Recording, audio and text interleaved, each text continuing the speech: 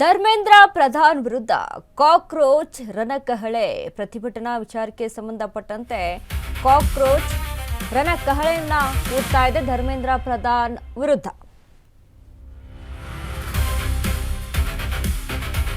ಪ್ರತಿಭಟನಾ ಅಖಾಡಕ್ಕಿಳಿದ ಕಾಕ್ರೋಚ್ ನಾಯಕ ದೀಪ್ಕೆ. ಸೋನಂ ವಾಂಗ್ಚುಕ್ ಆಸ್ಪತ್ರೆಗೆ ದೀಪ್ಕೆ ರಣರಂಗಕ್ಕೆ. ಆರೋಗ್ಯ ಹದಗೆಟ್ಟ ಹಿನ್ನೆಲೆ ವಾಂಗ್ಚುಕ್ ಆಸ್ಪತ್ರೆಗೆ ಶಿಫ್ಟ್ ಆಗಿದ್ದಾರೆ. 20 ದಿನದಿಂದ ಉಪವಾಸ ಸತ್ಯಾಗ್ರಹ ನಡೆಸುತ್ತಿದ್ದ ವಾಂಗ್ಚುಕ್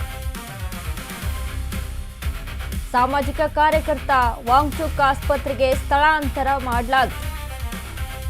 ವಾಂಗ್ಚುಕ್ ಜಾಗಕ್ಕೆ ಸಿಜೆಪಿ ಸಂಸ್ಥಾಪಕ ಅಭಿಜಿತ್ ದೀಪ್ಕೆ ಗೆಲ್ಲುವವರೆಗೂ ಹೋರಾಟ ಎಂದ ಕಾಕ್ರೋಚ್ ಲೀಡರ್.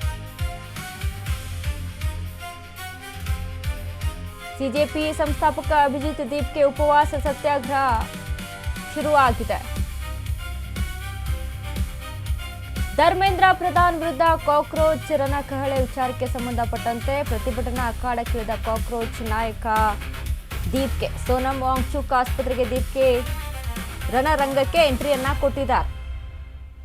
ಆರೋಗ್ಯ ಹದಗೆಟ್ಟಿರುವ ಹಿನ್ನೆಲೆಯಲ್ಲಿ ವಾಂಗ್ಚುಕ್ ಆಸ್ಪತ್ರೆಗೆ ಶಿಫ್ಟ್ ಮಾಡಲಾಗಿದೆ.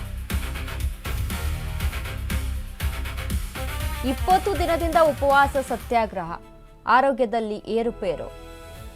ಹೀಗಾಗಿ ವಾಂಗ್ಚುಕ್ ಅವರನ್ನ ಆಸ್ಪತ್ರೆಗೆ ದಾಖಲು ಮಾಡಲಾಗಿದ್ದು, ಇದೀಗ ದೀಪ್ಗೆ ಪ್ರತಿಭಟನಾ ಸ್ಥಳಕ್ಕೆ ಎಂಟ್ರಿಯನ್ನ ಕೊಟ್ಟಿದ್ದಾರೆ. ನ್ಯಾಯ ಸಿಗೋವರೆಗೂ ಹೋರಾಟ ನಿಲ್ಲಿಸೋದಿಲ್ಲ. ಸಾಮಾಜಿಕ ಕಾರ್ಯಕರ್ತ ವಾಂಗ್ಚುಕ್ ಆಸ್ಪತ್ರೆಗೆ ಸ್ಥಳಾಂತರ ಹಿನ್ನೆಲೆಯಲ್ಲಿ ದೀಪ್ಕೆ ರಣರಂಗಕ್ಕೆ ಎಂಟ್ರಿಯನ್ನ ಕೊಟ್ಟಿದ್ದಾರೆ. ಕಾಕ್ರೋಚ್ ನಾಯಕ ದೀಪ್ಕೆ ಸರಿಯಾದ ನಿಟ್ಟಿನಲ್ಲಿ ನಮಗೆ ನ್ಯಾಯ ಒದಗಿಸಿ ಕೊಡಬೇಕು, ಯಾವುದೇ ಕಾರಣಕ್ಕೂ ಪ್ರತಿಭಟನೆ ನಿಲ್ಲಿಸೋದಿಲ್ಲ. ಏನೇ ಆದ್ರೂ ಸಹಿತ ನಾವು ಪ್ರತಿಭಟನೆಯನ್ನ ಮುಂದುವರಿಸ್ತಾ ಇದ್ದೀವಿ ಅಲ್ವಾ, ಅದು ಮುಂದುವರೆದೇ ಒರೆಯುತ್ತೆ. ಯಾವುದೇ ಕಾರಣಕ್ಕೂ ಪ್ರತಿಭಟನೆ ನಿಲ್ಲಿಸೋದಿಲ್ಲ. ಹಾಗಾಗಿ ಇದೀಗ ರೀಪ್ಲೇಸ್ಮೆಂಟ್ ಅಂತ ಅಂದ್ರೆ ವಾಂಗ್ಚುಕ್ ಆಸ್ಪತ್ರೆಗೆ ದಾಖಲಾಗಿರುವಂತಹ ಹಿನ್ನೆಲೆಯಲ್ಲಿ ಸಫ್ದರ್ಜಂಗ್ ಆಸ್ಪತ್ರೆಗೆ ಸೋನಂ ವಾಂಗ್ಚುಕ್ ದಾಖಲಾಗಿದ್ದಾರೆ. ದೆಹಲಿ ಹೈಕೋರ್ಟ್ ಆದೇಶ ಮತ್ತು ತಜ್ಞ ವೈದ್ಯರ ಸಲಹೆ. ವೈದ್ಯಕೀಯ ಆರೈಕೆಗಾಗಿ ಸೋನಂ ವಾಂಗ್ಚುಕ್ ಆಸ್ಪತ್ರೆಗೆ ದಾಖಲು. ಹೋರಾಟ ಮುಂದುವರಿಸಲು ಅಭಿಜಿತ್ ದೀಪ್ಗೆ ಎಂಟ್ರಿಯನ್ನ ಕೊಟ್ಟಿದ್ದಾರೆ. ಜೂನ್ 20ರಂದು ಚಲೋ ಸಂಸದ್ ಮೆರವಣಿಗೆಗೆ ಸಿದ್ಧತೆ. ಈ ಹೋರಾಟ ನಾನೇ ಮುಂದುವರಿಸುತ್ತೇನೆ ಎಂದ ದೀಪ್ಕೆ. ಯಾರೋ ಹಿಂದೆ ಸರಿಯಬೇಡಿ ಎಂದು ಎಲ್ಲರಿಗೂ ಕೂಡ ಮನವಿಯನ್ನ ಮಾಡಿದ್ದಾರೆ. ಕಾಕ್ರೋಚ್ ಚಳವಳಿ ದೇಶವ್ಯಾಪಿಯಾಗಿ ಮುಟ್ಟಬೇಕು. ಎಲ್ಲರೂ ಜಂತರ್ ಮಂತರ್ಗೆ ಬಂದು ಬೆಂಬಲಿಸಬೇಕು. ಕಾಕ್ರೋಚ್ ಬೆಂಬಲಿಗರಿಗೆ ಅಭಿಜಿತ್ ದೀಪ್ಕೆ ಮನವಿಯನ್ನ ಮಾಡಿದ.